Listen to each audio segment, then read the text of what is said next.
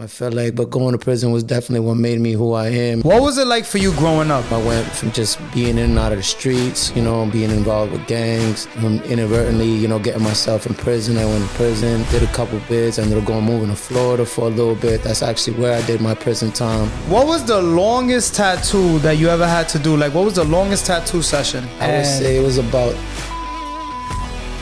My line work was crisp, and I instantly fell in love with the craft. When did you realize that tattooing was something that you wanted to do for the rest of your life? Because at first you didn't see the vision, right? Nothing like that. To me, drawing was just something that, I feel like all kids do. We all draw, we all get creative. Sometimes the street will blind you from, your God-given gifts, and will take you and pull you away and pull you in a direction that, is really not meant for you. All right, we're back, and we got a very, very special guest on the show today. I want to give you a round of applause, my brother, for coming through last minute. Much appreciated, bro. Appreciate you. Cali TaTs is here, episode 48. We're going to get into the intro real quick, and we'll be right back. Welcome to the Jmack Experience Podcast. This show is for motivational purposes only. However, we will not be politically correct, but our goal is to inspire those who listen and watch the show. Thanks for tuning in. Please be sure to follow us at the Jmack Experience Podcast and email us if you would like to be a guest on our platform at the Jmack Experience Podcast at gmail.com. Peace. First and foremost, man, I want to shout out our sponsors. Shout out to Black Sheep Sea Moss. Make sure you hit up Raul Delgado or Black Sheep Sea Moss Gel on Instagram. Yo, man, before we start, bro, how you feeling today, brother? Feeling great, honestly. A little beat up, like I was just telling you earlier. I just came from this little calisthenics workout. But besides that, my spirits is good. I like it. Energy's always high, I like it. And for those out there who don't know who you are and they're not familiar with you, what is your name and where are you from? My name's Calvin Gonzalez, born and raised in Providence, Rhode Island. I go by Cali TaTs 401. I like it, man. So you were doing little exercises today, you said? I'm trying to get the body right. They said in summer bods are built in the winter, Yeah, that's a fact. Yeah. I like it, bro. I like it. Now, I like to start from the very beginning before we get to where you are now. What was it like for you growing up, bro? Growing up, came from a single mother household. My dad kind of was in prison, so he wasn't really a part of my life. But, I feel like I came up just like every other kid in Providence, kind of going through the struggles, and just trying to survive, just trying to find myself, Yeah, I like it. So now, I know you faced a lot of ups and downs and trials and tribulations. As far as when you were growing up, what trials and tribulations did you face? I would say that, I went from just being in and out of the streets, being involved with gangs, inadvertently, getting myself in prison. I went to prison, did a couple bids, ended up moving to Florida for a little bit. That's actually where I did my prison time. Wow. I did 2 bids out there, did 3 years on the first one, 3.5 on the second one, and now I'm back, I felt like, but going to prison was definitely what made me who I am, made the man that I am today. So what, you learned a lot. You learned from that, obviously. You decided you didn't want to go back, but it changed you more or less, right? I wouldn't even necessarily say prison changed me. I think it was the individuals that I encountered while I was in there. Gotcha. I don't think everybody really gets blessed to be around a great group of individuals that honestly see you for who you are and seeing the greatness that's inside of you, and that's able to bring that up out of you, Yeah. That's why today I try to live with that same type of model so I could kind of pass down the teachings and the knowledge that was given to me. I was just blessed with that opportunity, man. Dude, man, took me up out the mud, man, and just instilled knowledge into me, man. It was just like boot camp, Yeah, That's really how it was to me. I feel it. So you got out, and then did you end up coming back to Rhode Island, or you still out there for a little bit? Nah, I came straight back home. I ended did a little interstate compact transfer. I ended up finishing out my parole, my probation out here in Rhode Island. And I've just been back home ever since. I figured that it was a lot easier for me because I was out there in Florida by myself with just friends, but my friends were still in the mix, still doing the same old thing, and I didn't want to kind of get caught up back into that. Exactly. So I came back home. I figured, I come back home, I could center myself, and I could really control my environment. So that's all I've been doing ever since. Yeah, I like that. I like that. Now, ever since this, basically, you've been doing some amazing work, man. I know you're a jack of all trades, pretty much. Like, we just had Moeski here. Shout outs to him. Yes, and sir, I know right now you're doing your thing with the tattoo game. What inspired you to start tattooing? Became a tattoo artist literally out of just straight random, bro. I was a barber prior to being a tattoo artist. Always been cutting hair, always been doing designs in people's hair. Yep. People always just like, yo, you should do tattoos or you should do something with the arts. And it was just never really me, to be honest. You know, I was just young and dumb, I guess. And just like, you know, sometimes we get so focused and locked in on what's comfortable or what we kind of been giving ourselves. That what you're naturally good at, right? I wouldn't even say naturally good, because I feel like what I'm naturally good at is being creative? An artist and being a creator. But I wasn't able to see that, because it's like we get into like these regular jobs and we think this job, just because it's paying our bills and we're doing what we got to do to survive and to get through life, that's what we're meant to be doing in life. So I got into a little situation where I ended up leaving a barbershop and working out of a tattoo studio. And I rented out a booth in a tattoo studio out on Broad Street. It was called Gold Mine Tattoos. Got you. And I was in the back just cutting hair, doing my thing. And on the downtime, I used to watch them boys tattoo. My boy Vantner, my boy Scope. Shout outs to them, yo. Yeah, and they really took me under their wing, you know. They really educated me on the game. Scope was very vigilant on just doing things old school. He's a super old school type of guy. Yeah. So doing things his way. And but I was able to learn so much from that brother that he inspired me to become a tattoo artist. And I definitely give him his props every time I can. Because if it wasn't for him putting that gun in my hand, you know, and just being like, yo, find somebody to come down here to tattoo, I'll set it up, you do your thing. And it's just like, I called my little brother up. I was just like, yo, get your ass down here. I need you to be my crash dummy. We're going to go ahead and do this real quick. He was scared. He was scared as hell, man. But we gave him a Rhode Island anchor, you know, and it came out fire. My line work was crisp, and I instantly fell in love with the craft. And I just really seen the potential that I was able to create with that machine, you know. And I felt like it came so natural to me, you know. Right. So it was just history after that. I just dove right in and just started educating myself on all levels. I started taking classes at RISD. Took drawing composition 1, drawing competition 2, took a little bit of acrylic painting, and I just started diving in, man. Figured like just taking that same mentality that I told you when I was behind the gate of just constantly educating myself, and I just educated myself on the craft, you know. Like I would tell, like if I was to tell the version of me 5 years prior to me starting a tattoo, you're going to become a tattoo artist or you're going to become an artist, a creator, somebody that's inspiring people, I would be like, nah, you're joking. You would have not seen it. Yeah, I would have been like, you're joking. Like, get the fuck out of here. Like, I'm going to be a street nigga to the day I die. I'm going to die in these streets. I'm going to be a hustler. You was on that shit, M.O.B.? Yeah, money over bitches. You feel me? Pussy, money, weed. You heard me? Some Lil Wayne shit. You was out here banging out. But it was amazing though, you know. But I guess I just applied the hustle. And that's what I feel like that a lot of us come from, you know, impoverished communities, those that come from the streets, that come from the grind, that come from that street mentality. That's why I feel like we got such an advantage to a lot of things out here, you know. But a lot of us don't know how to redirect that energy, how to redirect that mentality, that same hustle, that same grind. I was blessed and fortunate to be able to find that direction, which is with the arts, you know, and that's what I tell my clients all the time, man. The arts saved my life. Damn. It really gave me the light at the end of the tunnel that I was always looking for. Yo, and that's funny that you dwelled into a lot of shit right now, which is great. But like, that's what I wanted to tell you. Like, when did you realize that tattooing was something that you wanted to do for the rest of your life? Because at first you didn't see the vision, right? You just said, right. But then you're like, wow, like I'm pretty good at this. You know, your first tattoo, you killed it.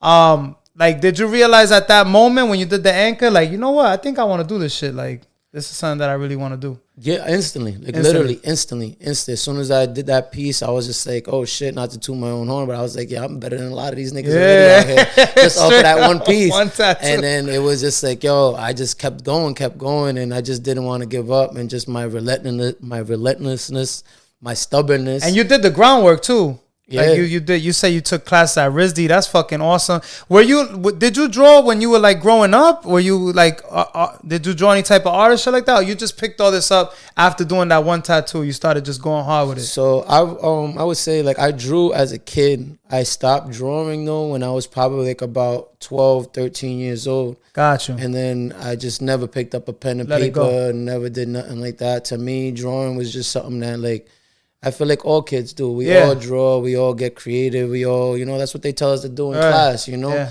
And that's all I ever thought it was. I never thought I was even great at it, you know.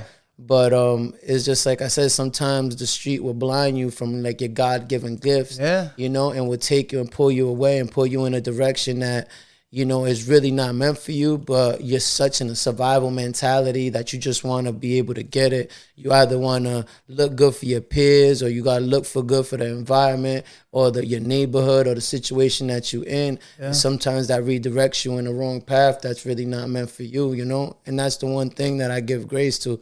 Going back to what we said earlier, is the individuals that was able to see things in me that I didn't see in myself. And they was able to pull that out of me, and then not only pull it up out of me, but instill that shit into my brain. Like, nah, nigga, you're destined for greatness. You're destined to be more than what you're giving yourself.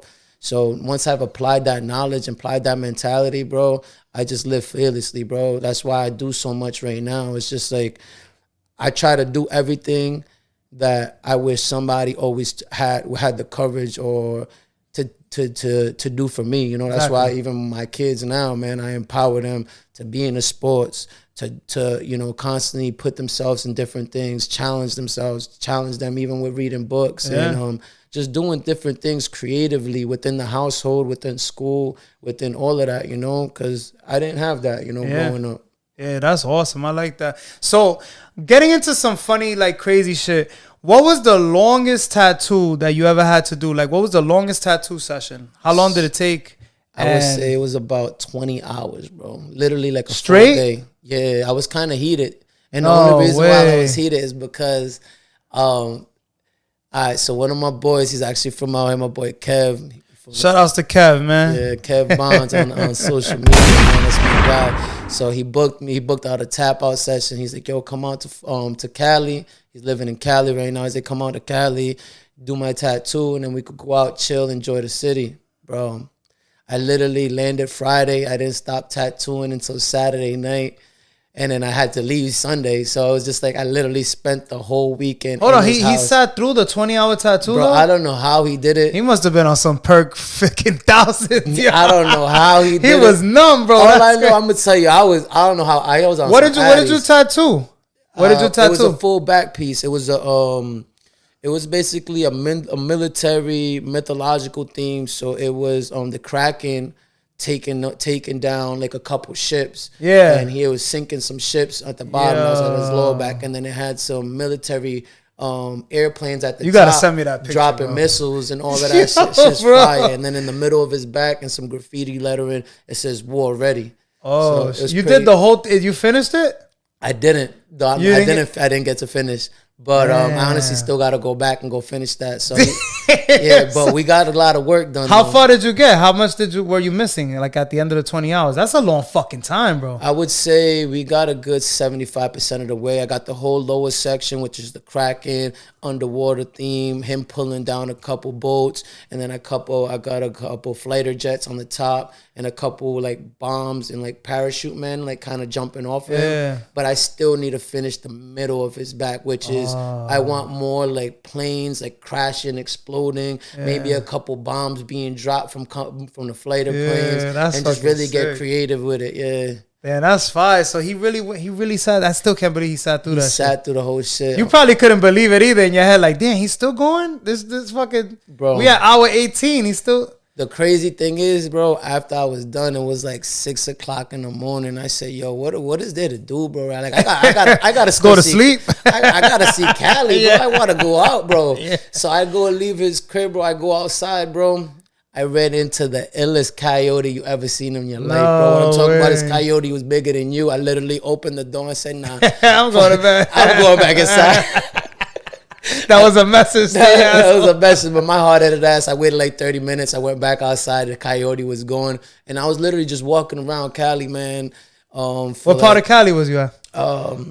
He stayed right outside of Van Nuys, so he was like in the valley. Okay. So I was just really just walking out, just chilling, bro. So I walked the strips, walked random neighborhoods, did a couple little bombs up, tagged some shit up, and just kind of like we really left a little footprint with the little time that I could out there. But it was an amazing experience, something that I greatly appreciate him for though, for real. That's fine. Shout out to him. Have you ever tattooed anybody that's like a celebrity or with a name of popularity? Like someone that's viral or something like that? Nah, I don't think so, man. Not yet. But I don't even like. It's crazy because I just seen a post the other day. It's just like I don't really care for stuff like that. To be honest with you, to me, I'm such a like for the people, for the community. Exactly. I'll never do shit for clout chasing or nothing like that. I just want to be able to just provide my people with good work, man, and solid work. Like, just because you got a shit tattoo for maybe your past tattoo artist doesn't mean, you can't find another tattoo artist that's able to bring that back to life, and I try to just give quality over quantity all day, That's a fact. Yeah, what's funny, too, that you're saying that right now, that none of that shit matters to you. You actually have a passion for it because shout outs to Ink My Panda for the shirt, by the way, but he said some real shit at the convention last week that kind of stuck out to me, too. He said, honestly, a lot of people come here for, the awards and this and that. He's like, I don't give a fuck about none of that shit, bro. Like, I'm here because I love tattooing. This is what I really like to do, and I have a passion for it. And I was like, that's deep. You know what I'm saying? Because we live in a world where people, nowadays, everything is, who got what or how many followers you got, or like, everybody's like clout chasing, like you said earlier. You don't find people that are genuine or that they truly have a passion for something. That's why they're doing it. Yeah, to me, it's like everybody want to go viral, but it's like you're going to want to go viral, but you're not really putting in the work. Yeah. It's just like you just want to hope and pray on this one opportunity, on this one thing to make you fucking be who you are. But it's like you don't even know who you are. Like, what are you, bro? Yeah. You know what I'm saying? What besides being this artist, even me, like, I'm an artist, but being an artist doesn't really define who I am. Like, I'm such a spiritual, in tune person that, to me, I could be literally sitting under a bridge with some bums, bro, and just vibing with them, and I feel at peace, bro. I feel good. I feel comfortable. Like, to me, like, a lot of people look down on the little people like that, but it's just like I was once that. Yeah. I've been homeless before. I slept in my car before. I've been through the mud, bro, and I've literally taken myself up out of it, and that's one thing that I promised myself when I was behind the gate, when I was going through them situations, that I'm never, ever going to forget that, Try to stay as humble and as pure as possible and try to put my heart on the table with everybody that I encounter. I'll give a nigga my arm, my back, and my leg, and you could do me dirty, you could fuck me over. It really doesn't matter to me. It's just about, I know in my heart, my actions are pure, and I'm just doing it all for the right reasons. Either you take advantage of it or not, that's up to you. That's some real shit. I like that. That's one of the realest shit I've ever heard on this podcast, bro, because you say, even if you do me there, at least you're doing a good thing. Like, you don't expect nothing from it, whatever.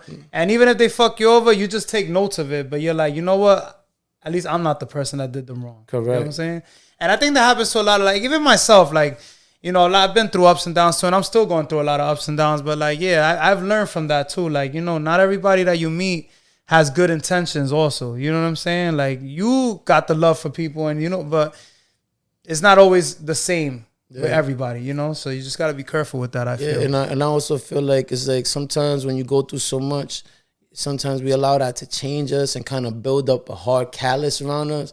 And even I got friends now, man, that tell me like, saying, Cal, sometimes you're too nice, or sometimes you're too this, or you extend your arm way too far sometimes. And it's just like, you know what? But it's just like, that's just what comes natural to me, So it's just like, just because I may have had a couple bad experiences, why should I let a couple bad experience change and alter the energy and the peace that I'm curating for myself within my heart and soul?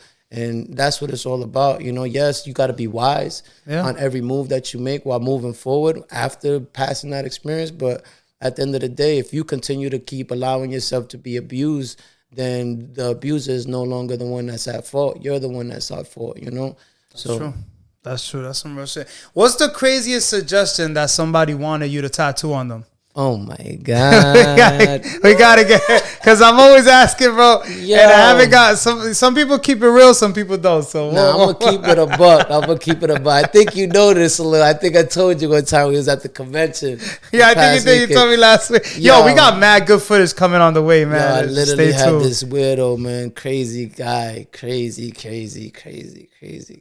He must have been one of the Spanish dudes Diddy was talking about out here, Southside Poverty. Yeah. Oh, harder, daddy. Yeah. It was a dude? It was a dude, bro. This nigga hit me up on Messenger, man, and he goes, I want a Black Widow. I'm like, oh, word, you want a Black Widow? I like drawing. What, like a spider web or something? No, a spider, like the Black Widow. Oh, the black. But then he goes, yeah, but I want it coming out of my asshole. I said, oh my. Daddy.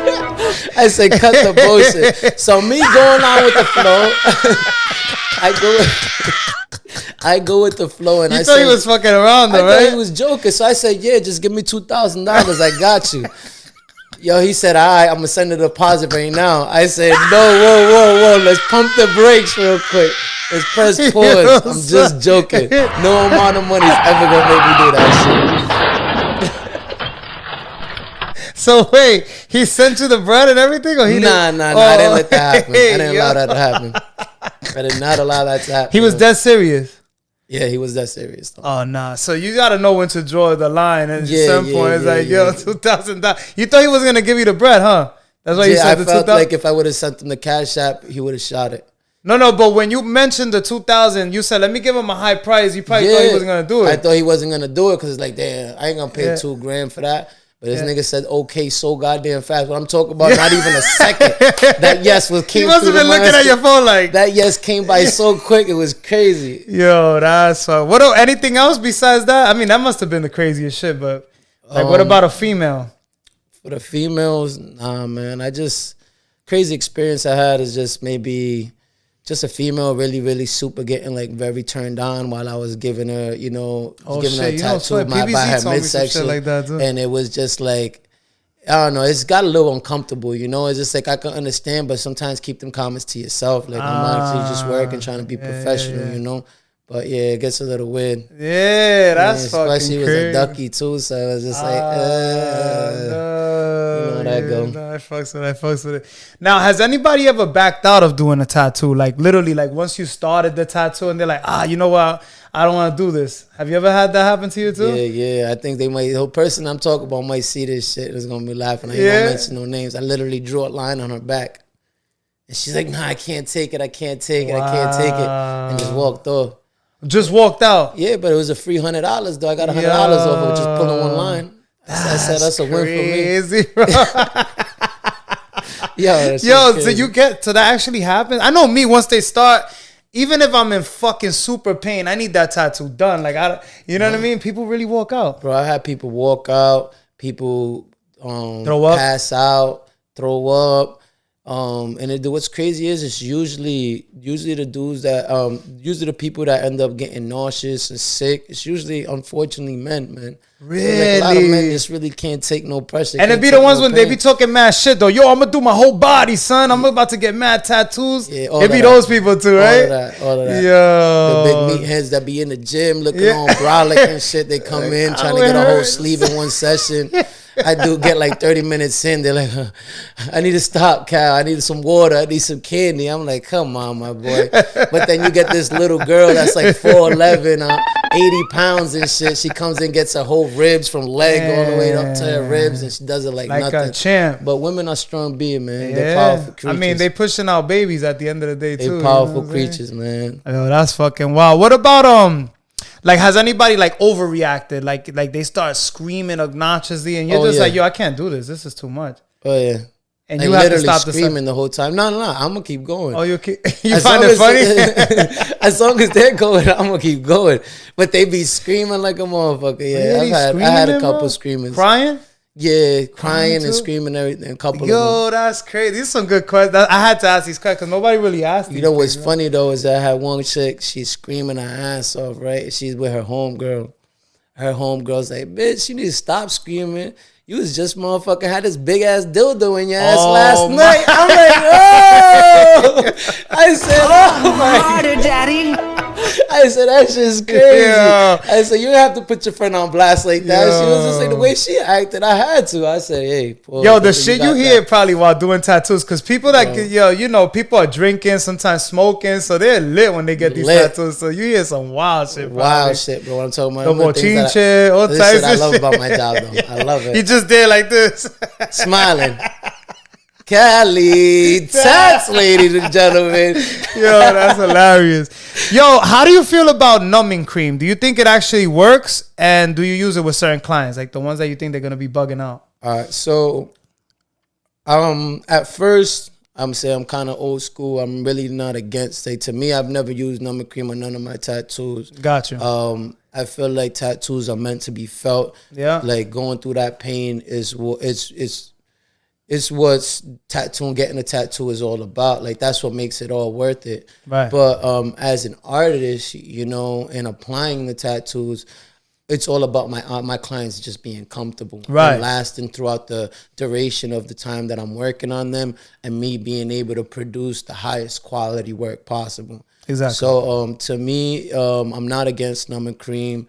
What I am, like even now, transitioning and trying to build the mentality within my clients is allowing them to understand that if you really, really want a great piece, not all great pieces can be done in one session. Yeah. So a lot of my really, really good tattoos that I have on Instagram were done in multiple sessions. Gotcha. But I was able to make sure my saturation was right, make sure that the line work was right, and being able to see the way it heals, because when you apply a line work or certain darkness and grays, a couple weeks once the tattoo heals, the level of gradients in that's in that tattoo always ends up going down. Right. Just from natural peeling and stuff like that. So being able to have that client come back in for that second session, retouch it, and really enhance them little details that I need to enhance. See, that's the first time somebody's actually explained, because I've had a few tattoo artists already tell me that they hate when a client's like forcing like a big tattoo on them. Like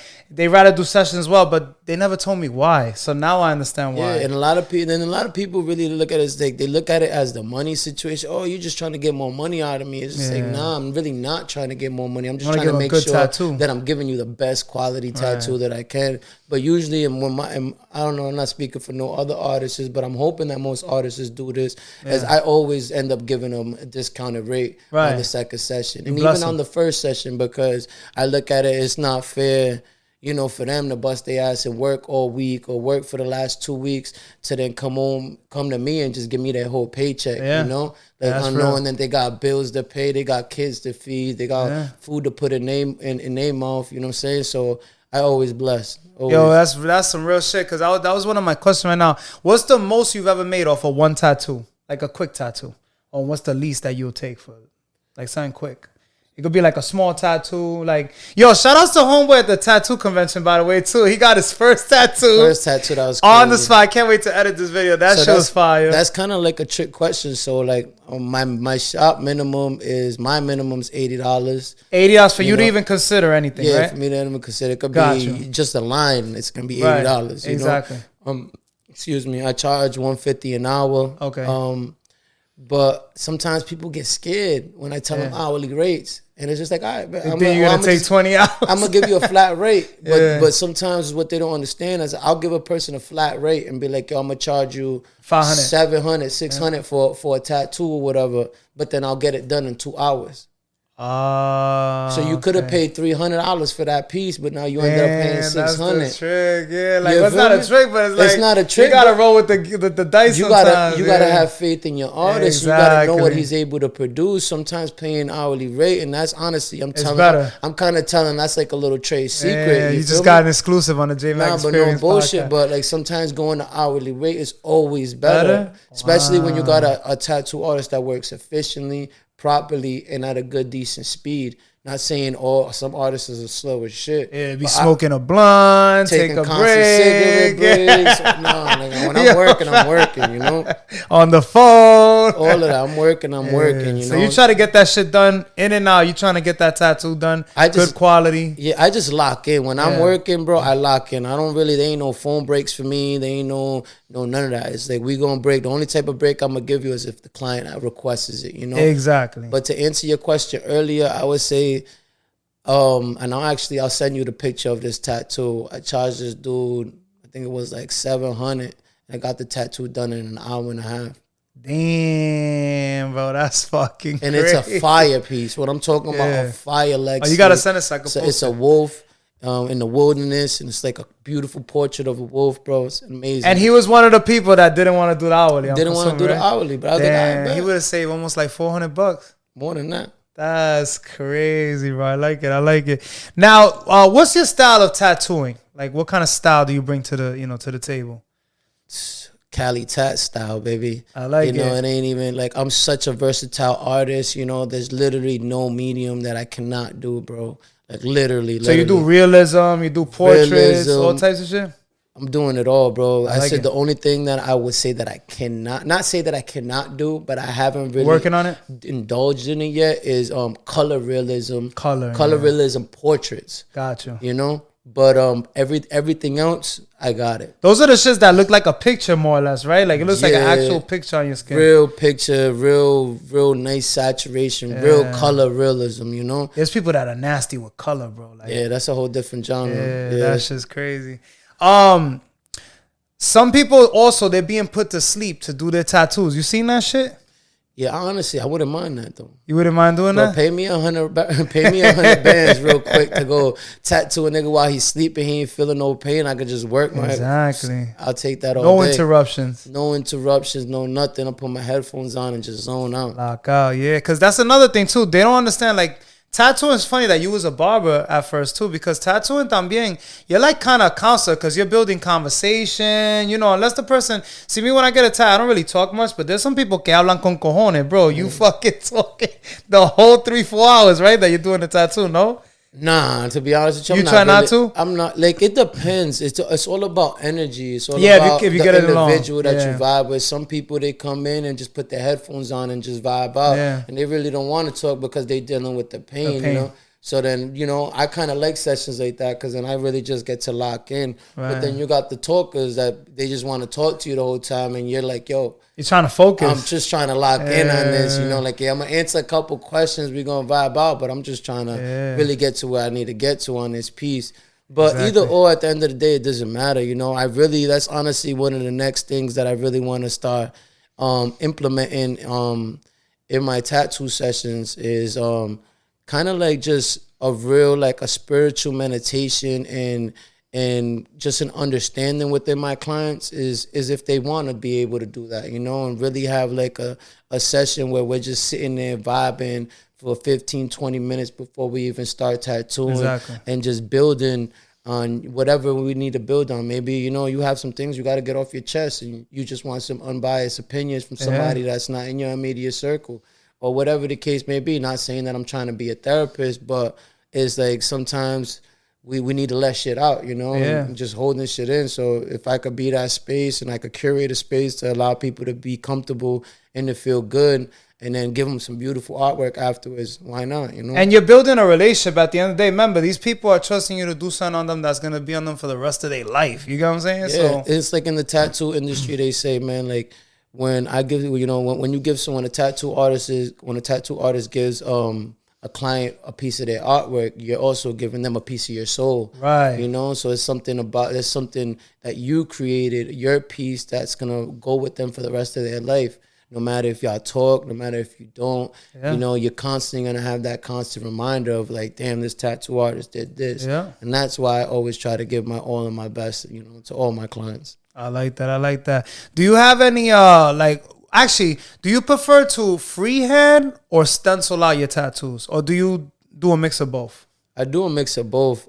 At first, when I first started, I was scared as shit to freehand. You know, I use stencil for everything. But now, as I've gotten a lot more confident in my tattoos, gotten a lot more confident in my artistry, More experience. Lately I've been doing a lot of freehand Yeah? work. Oh, that's great. And Like, they come out super dope the same way as when you stencil, or you think come I'll out better? actually show you one that I just did the other I gotta day. check that It was out. actually like a wilderness theme inside of a cross that was straightly freehand off the top of the head. That's fire. That's fire. I like it. I like it. Do you have any favorite tattoo artists that you like, that kind of inspire you, or that you like, you know, look up to, and you're like, wow, I want a tattoo like that one day?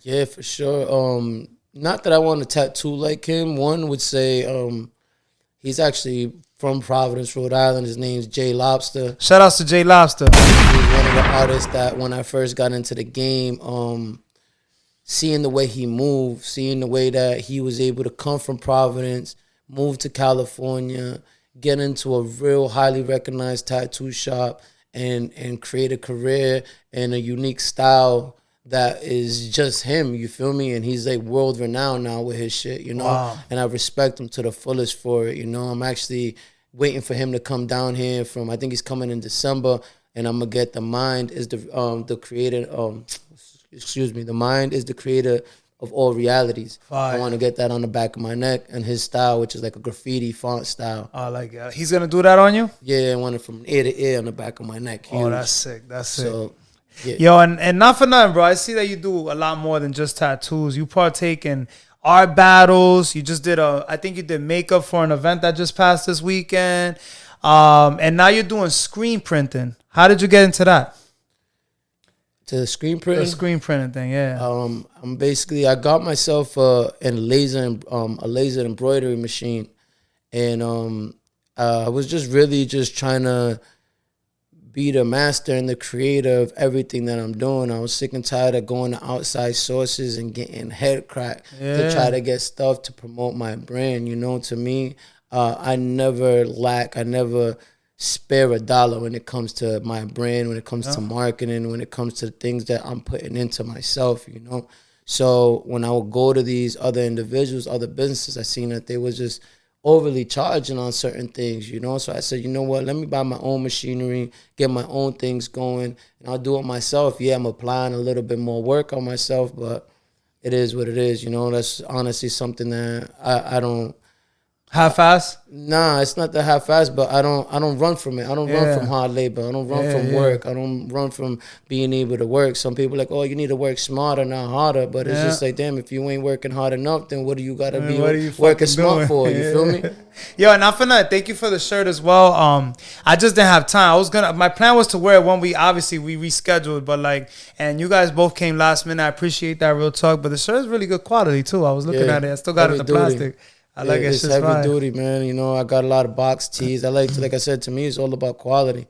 And then, you know, now that I'm the creator behind it all, I could really, you know, kind of control that aspect of it instead of having to be like, oh, they only got Gildan tees or they only got this and Go with what they have. Yeah, you know, correct. You know, and it's just like, nah, you know, you end up getting stuff like that it's like it's cool in the moment, but how is that shirt gonna last a year, 2 years from now, you know? And I want my clients to be representing my clothing and my brand or whatever I create for the longevity, not for the moment. Can people hit you up to do their merch and screen printing as well? Yeah, definitely. Not only screen printing, like I said, I'm doing I could engrave into wood, metal, plastic, acrylic. I'm doing custom QR codes, custom keychains. I'm engraving into glass, plate. There's literally I'm not limited to literally nothing when it comes to this laser machine and what I'm able to do to produce, you know, good promotional and marketing items for businesses. You know, I'm right now working in conversations of locking down a couple gyms that I'm going to be doing a couple of their screen prints. I got a couple local restaurants that I'm going to be doing like wooden. Nice. I'm going to be doing wooden menus for them. So, you know, and doing wooden QR codes for their tables instead of having them like paper QR codes and stuff like that. So it's all about me just enhancing whatever I could do and bring my artistry and just give quality, man. You changing the game. You changing it up. I'm trying to just continue to keep creating, man. I just love it. Where can people contact you if they want to do any type of merch or, you know, QR codes? So you could definitely hit me up on Instagram at Laser Hustle. I like it. On IG, it's spelled Lazer Hustle. just always staying laser focused, laser sharp, and keeping that grind alive, man. Like the hat says, man, just live to create. I like it. Yo, I see. Was that you? You were doing metal business cards too? Yeah, I also. That's fucking fire. I was looking at that. Yeah, that all falls under the laser business. I like it. What's next for Cali TaTs, man? I know we talked about a lot today. What else you got in the works that I forgot to ask or we didn't mention yet?